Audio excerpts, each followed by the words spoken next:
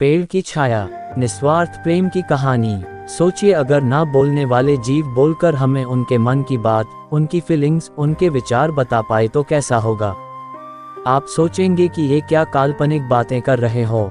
वो इसलिए क्योंकि आज की कहानी ऐसी ही एक काल्पनिक कहानी है, लेकिन वह हमारे वास्तविक जीवन से इस तरह से जुड़ी हुई है और इतनी गहरी बात हमें सिखाती है कि आपको भी यह कहानी पढ़कर याद रह जाएगी। एक गांव में अविनाश नाम का एक बच्चा रहता था। अविनाश ना पढ़ने में अच्छा था, नहीं खेलकूद में। वो एक अंतर्मुखी लड़का था, इसलिए उसके ना गांव में कोई मित्र थे ना ही स्कूल में। जब इंसानों को इंसान दोस्त नहीं मिलते हैं तो वह या तो निर्जीव वस्तुओं से दोस्ती कर लेता है या तो पशु पक्षी या पेड़ों से। अविनाश के घर के सामने एक आम का पेड़ था। अविनाश अपना खाली समय इस आम के पेड़ की छाया में बिताने लगा। अविनाश या तो स्कूल में होता था या तो इस पेड़ के पास। पेड़ के साथ खेलता था, उस पर चढ़ता था, वही उसकी छाया में आराम करता और वही सो जाता था। अविनाश उस पेड़ को इतना पसंद करता था कि वह अपने मन की सारी बातें अब उस पेड़ को बताने लगा था। एक दिन चमत्कार हुआ। जब अविनाश अपने मन की बातें उस पेड़ को बता रहा था, तब अचानक वह पेड़ बोल पड़ा। अविनाश की खुशी का कोई ठिकाना नहीं रहा, क्योंकि अब ना उसे कोई सुनने वाला मिल गया था, साथ ही साथ कोई ऐसा भी जो उससे बातें करें। पेड़ ने बताया कि अविनाश की इतनी घनिष्ठ मित्रता देख वो अपने आप को रोक नहीं पाया और उसे मजबूरन बोलना पड़ा। लेकिन वह अविनाश जैसे दोस्त को पाकर बेहद खुश है। पेड़ को भी अविनाश की आदत हो गई थी। पेड़ अविनाश को एक दोस्त की तरह, एक बेटे की तरह देखने लगा, उसकी फिक्र करने लगा। अविनाश की खुशी में खुश और उसके दुख में दुखी रहने लगा। इंसानों की फितरत है, वह समय के साथ बदल जाया करते हैं। समय बदला, अविनाश की उम्र बढ़ी। अब वह कॉलेज जाने लगा।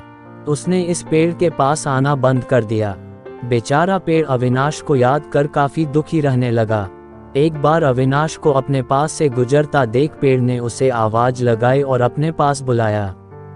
पेड़ ने अविनाश से कहा, आओ अविनाश, मेरे पास बैठो, कुछ बातें करते हैं। अविनाश ने कहा, नहीं, मेरे पास इतना वक्त नहीं है कि मैं तुम्हारे पास बैठ सकूं और बातें कर सकूं, क्योंकि अब मुझे कॉलेज जाना है और मुझे इस बात की भी टेंशन है कि कॉलेज की फीस कहां से लाऊं।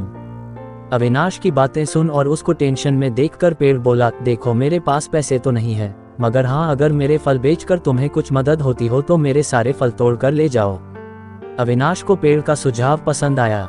उसने तुरंत सारे आम तोड़ लिए और बाजार में बेचकर उसके अच्छे खासे पैसे कमाए और अपनी कॉलेज की फीस भर दी। अविनाश फिर से अपनी जिंदगी में बिजी हो गया और एक बार फिर से पेड़ अकेला हो गया। पेड़ हर दिन अविनाश का इंतजार करता, लेकिन 3-4 साल बीत गए, उसे अविनाश मिलने नहीं आया। फिर एक दिन अचानक अविनाश उसको उसके पुराने घर में आता हुआ दिख गया। पेड़ अविनाश को देखकर काफी खुश हो गया।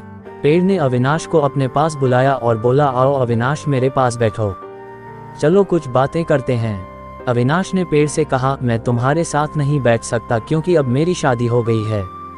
हालांकि मुझे नौकरी मिल गई है, लेकिन अभी मेरी तनख्वाह इतनी नहीं है कि मैं अपने इस पुराने घर को नया बना सकूं। मुझे काफी चिंता है कि मैं अपनी पत्नी को कैसे इस पुराने घर में रखूंगा।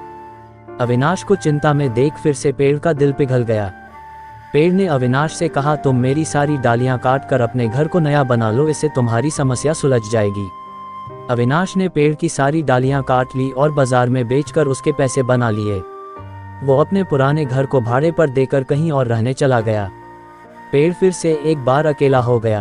पेड़ ने अब उम्मीद छोड़ दी कि कभी उसकी मुलाकात अविनाश से हो भी पाएगी या नहीं। पेड़ भी अब पूरी तरह से उजड़ चुका था। उसकी डालियां कटने के बाद ना उस पर फूल आते थे ना पत्ते। 30 साल बीत चुके थे। फिर एक दिन पेड़ ने एक झुके हुए लकड़ी के सहारे चलते एक बूढ़े आदमी को अपने पास आते देखा।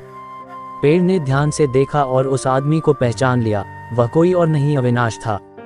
वह जब पेड़ के पास पहुंचा तो पेड़ ने उसे कहा, माफ करना दोस्त, अब मेरे पास तुम्हें देने के लिए कुछ भी नहीं है। अविनाश ने कहा, मुझे कुछ भी नहीं चाहिए और ना ही मेरी कोई इच्छाएं बची है। मुझे सिर्फ तुम्हारे पास बैठना है और तुमसे बातें करनी है। बूढ़ा अविनाश पेड़ को ऐसे चिपक गया जैसे उसे गले लगा रहा हो। जर्जर और उजाड़ हो गए उस आम के पेड़ पर नई कुंपलें उग निकली।